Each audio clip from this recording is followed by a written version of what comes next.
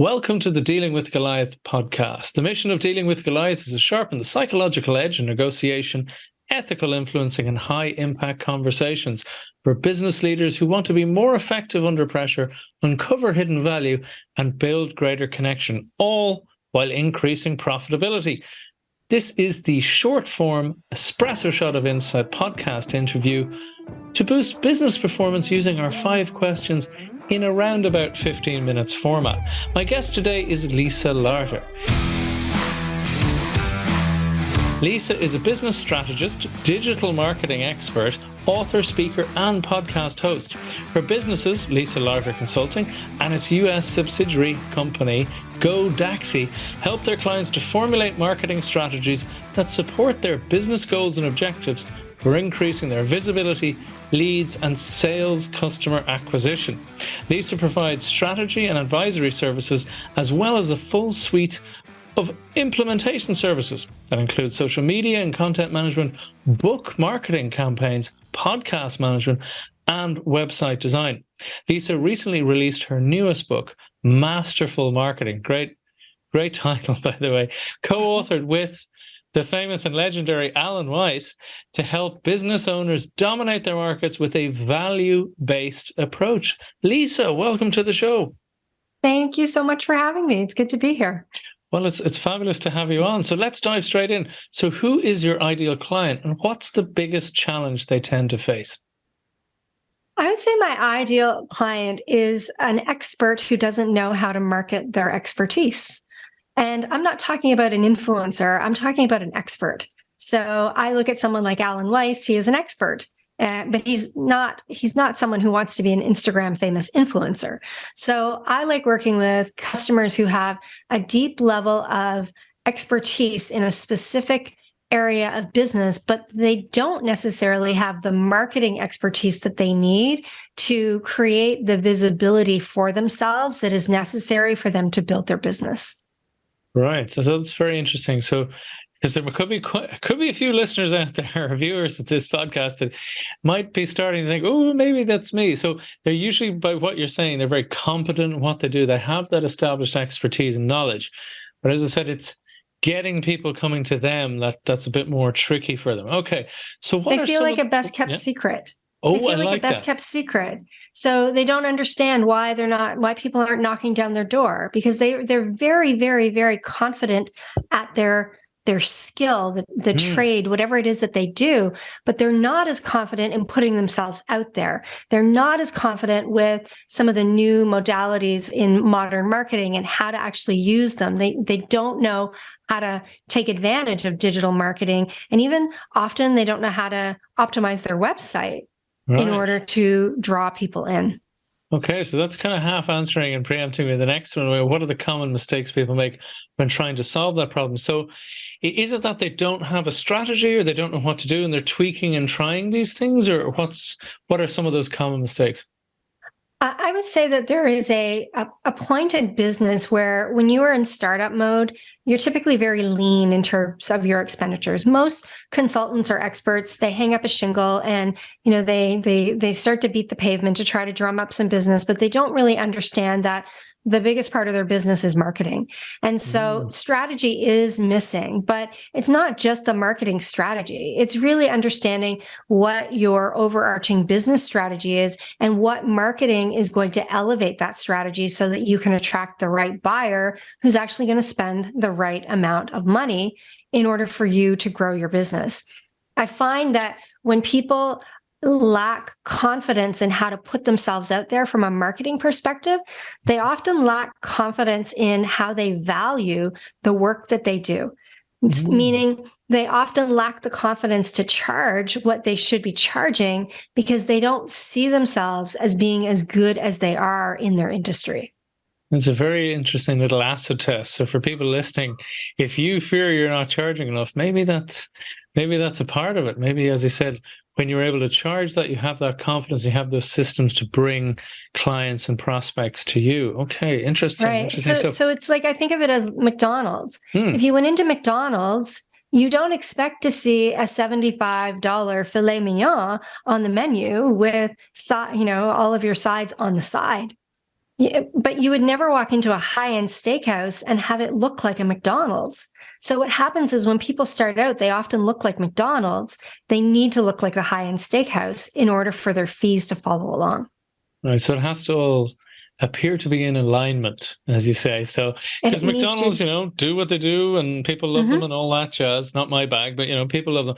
But as you said, you get what you expect. Whereas in a Michelin restaurant, whatever, you also get what you expect. It's just a different thing. Exactly. You can't charge Michelin prices. Oops, sorry. Hang on one sec. I have a dog that barks like a rooster. My apologies. Okay. I see the painting behind you there. Yeah. Excellent. You go to a Michelin restaurant, you expect to pay a premium and you expect to eat really good food and have a wonderful experience. So if you are an expert and you provide great value, you should be charging for that value, but your business should look that way. And your website is really your retail storefront on the internet. Very, very good point. Very good point. So what is one valuable free action that the audience could implement that will help them with this issue? So it mightn't solve it, but at least it gets them thinking in the right direction. I would say one valuable free action that they could take is to really spend some time getting clear on who their buyer is and connecting the dot on the value that they provide that buyer with. I think sometimes when you're really good at something and it's easy for you, you undervalue it because it was easy for you, but it's not easy for someone else. And so if you can connect the dots between who that perfect buyer is and what the value is that you bring to the table, that one thing will give you clarity that can help you with your marketing and your positioning in a much stronger way. Very, very interesting. Yeah. And that's a great piece of advice. So what would be one valuable free resource that you could direct people to that would help them with that? I would say there's two resources. So one, I run a business book club called Thought Readers. And every month I read a business book and I share my insights and I share discussion questions with the community. You just have to buy the book. You can join Thought Readers at thoughtreaders.com. And if you go to my website on the homepage, there's an opt-in for a program called the Pilot Project. And the Pilot Project was really a course that I built before I wrote my first book, Pilot to Profit. And that course was really my aha in what I uncovered was a root cause issue instead of the marketing issue. So people would come to me and say, I need help with marketing. And the more I would ask them about their business, the more I would realize they didn't understand their business model. They didn't understand their buyer. They didn't understand, how to position their services. And so the Pilot Project walks you through a lot of those things. And it's a free course. I used to charge $200 for the course and I now give it away for free. Excellent. That sounds like a tremendous resource. Yeah. And I love that as you said, it's so often the case the presenting problem was, I need help with marketing. But in actual fact, all those elements that go into answering those marketing questions as to what is the basis of your marketing, that has to be addressed. They're fundamental business questions you have to deal with first. Brilliant stuff. Brilliant stuff. So what would be your maybe number one insight or principle on how to negotiate, build rapport and connection, or uncover hidden value with clients? That's a tough question. I think, one of my insights around building rapport with clients is really, one of my key strategies in my business is retention of business. So I think that we often focus too much on the acquisition of new business. And if we actually focus on the retention of business and the long-term relationship with our customers, it can be a lot easier to grow your business. You need to have some type of, recurring revenue model where you can continue to work with those customers. And so I think it's really, really important that you build a deep relationship with your customers. And I'm not talking, a romantic relationship. I just mean a really solid trust-based relationship with your customers, because when you do that, you don't have to negotiate. And when you do that, you don't have to sell as hard. I have clients that I'll text on the weekend and say, I was just thinking about you and your business. And I had this idea that I thought might be good for you. And I'll share the idea and they'll reply by text and say, I love it. Can we do that? Can you quote me? I want you to do that for me. And I'm not selling, I'm sharing, I'm serving. So I think that when you actually care about your clients and you build a good relationship with them, you can avoid needing to negotiate things. The other thing that I would say is the more you publish for free and the more you allow people to see who you are and what value you offer, the easier it is to command the fees that you command without having to enter into any negotiation. Your fees almost become non-negotiable. Stunning. I love that, because you talk about negotiation in that level where it's ideal for most people, which is more of a collaboration. That, as you said, it's not so much a tussle, but we're just coming to the agreement that's best fit for both of us.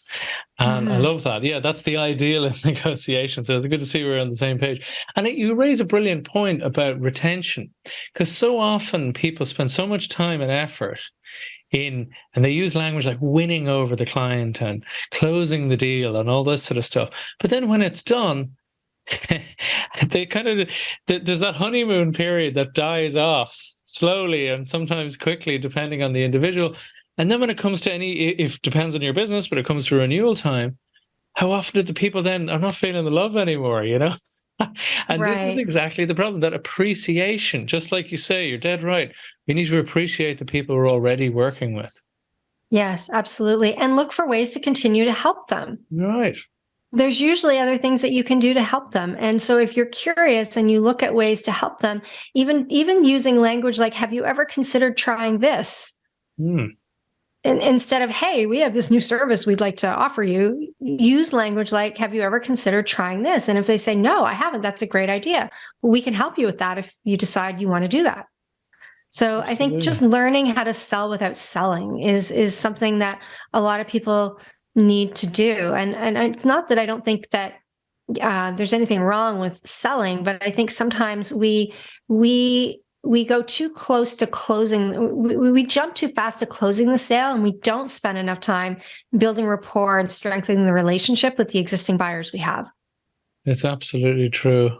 As you said, when you have that trust, trust isn't built in a day, it's built step by step. But rapport can be nearly instantaneous, but it's building that goodwill, but actually caring about what the other person thinks, what they're actually feeling, what their needs are, all that.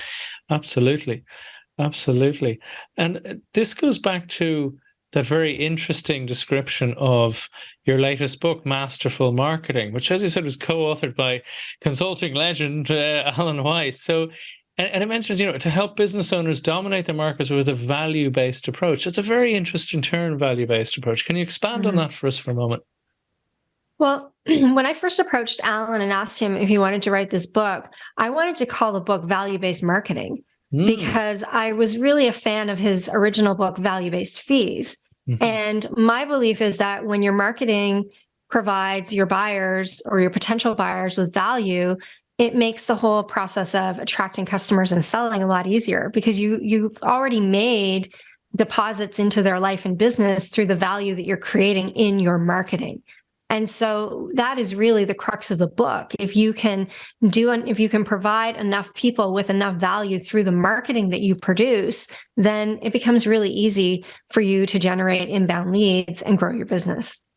Absolutely. And that's kind of the ideal for a lot of experts, isn't it? That people know and appreciate your expertise and come to you. It's the dream, the inbound, right? Absolutely. And they're warm, because they're not so much checking what are you good enough or anything like that. They're checking, are you a good fit?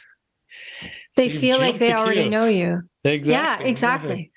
You've jumped the line. Yeah, absolutely.